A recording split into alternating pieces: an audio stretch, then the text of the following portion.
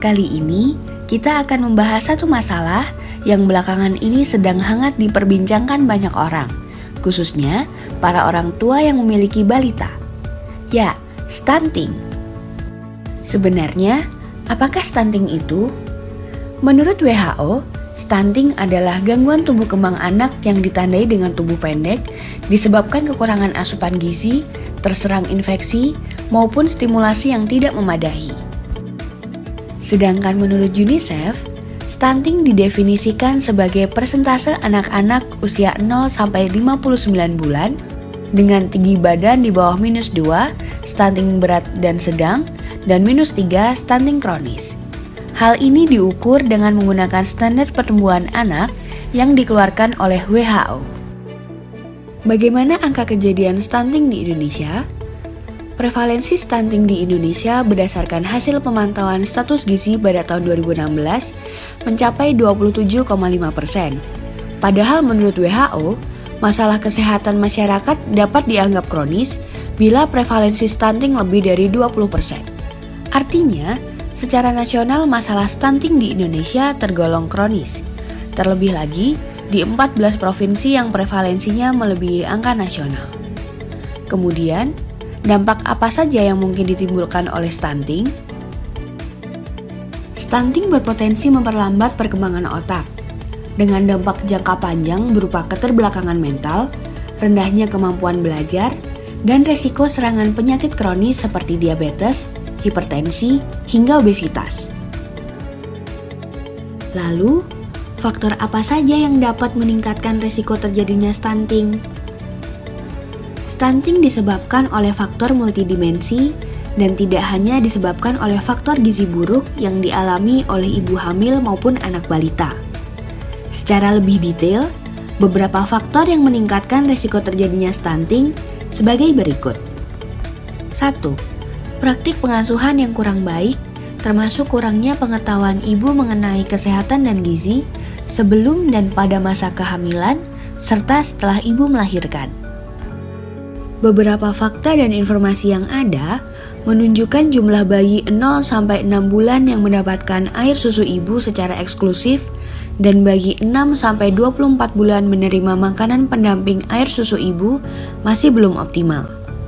MPASI mulai diperkenalkan ketika balita berusia di atas 6 bulan. Selain berfungsi untuk mengenalkan jenis makanan baru pada bayi, MPASI juga dapat mencukupkan kebutuhan nutrisi tubuh bayi yang tidak lagi disokong oleh ASI, serta membentuk daya tahan tubuh dan perkembangan sistem imunologis terhadap makanan maupun minuman. 2. Masih belum optimalnya akses layanan kesehatan termasuk antenatal care, pelayanan kesehatan untuk ibu selama masa kehamilan, postnatal care, pelayanan kesehatan untuk ibu setelah bersalin. Ibu hamil harus rutin memeriksakan kehamilannya ke tenaga kesehatan agar bisa memantau perkembangan janinnya. Begitu pula ibu pasca melahirkan dengan rutin melakukan pemeriksaan pada masa nifas akan meningkatkan pemahaman ibu tentang perawatan bayi yang baik. 3. Masih kurangnya akses rumah tangga atau keluarga ke makanan bergizi. Hal ini dikarenakan harga makanan bergizi di Indonesia masih tergolong mahal.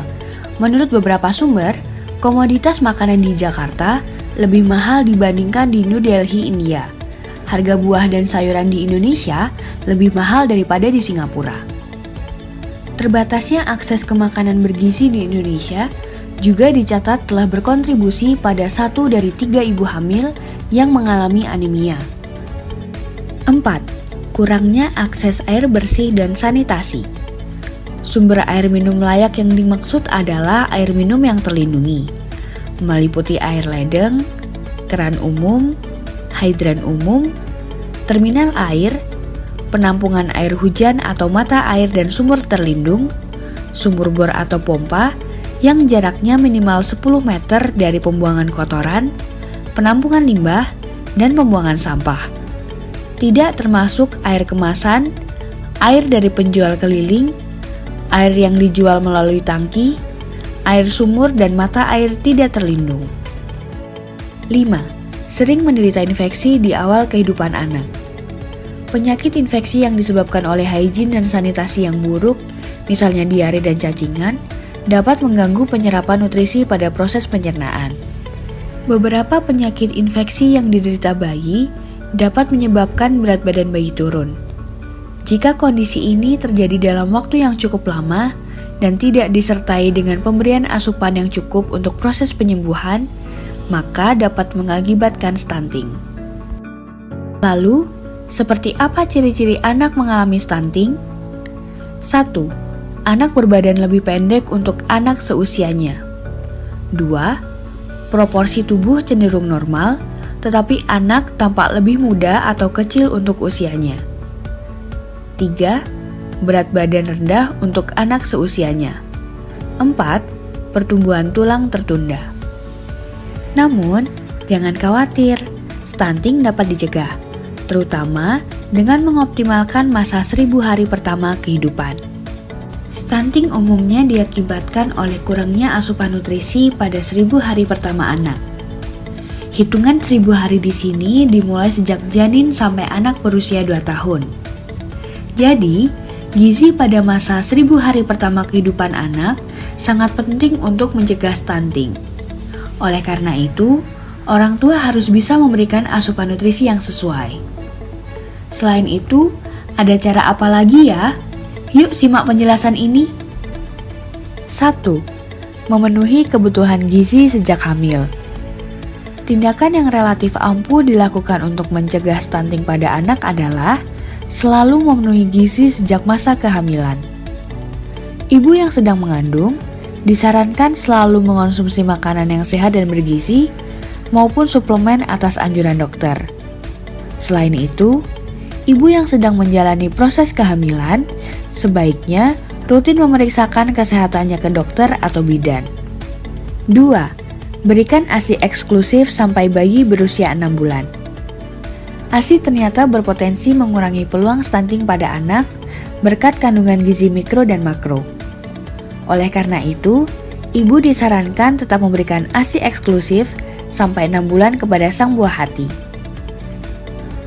Protein whey dan kolostrum yang terdapat pada susu ibu pun dinilai mampu meningkatkan sistem kekebalan tubuh bayi yang terbilang rentan. 3. Memberikan MPASI sehat dengan tetap melanjutkan ASI hingga usia 2 tahun. Ketika bayi menginjak usia 6 bulan ke atas, maka ibu sudah bisa memberikan makanan pendamping atau MPASI. Dalam hal ini, pastikan makanan yang dipilih bisa memenuhi gizi mikro dan makro yang sebelumnya selalu berasal dari ASI untuk mencegah stunting. WHO pun merekomendasikan fortifikasi atau penambahan nutrisi ke dalam makanan. Di sisi lain, sebaiknya ibu berhati-hati saat akan menentukan produk tambahan tersebut. Konsultasikan dulu ke dokter. 4. Terus memantau tumbuh kembang anak. Orang tua perlu terus memantau tumbuh kembang anak mereka, terutama dari tinggi dan berat badan anak. Bawa si kecil secara berkala ke posyandu maupun klinik khusus anak. Dengan begitu, akan lebih mudah bagi ibu untuk mengetahui gejala awal gangguan dan penanganannya. 5. Selalu jaga kebersihan lingkungan. Seperti yang diketahui, anak-anak sangat rentan akan serangan penyakit, terutama kalau lingkungan di sekitar mereka kotor. Faktor ini pula yang secara tidak langsung meningkatkan peluang stunting. Nah, sekarang lebih paham tentang stunting kan? Karena itu, yuk kita sama-sama cegah stunting dengan mengoptimalkan 1000 hari pertama kehidupan. Salam sehat!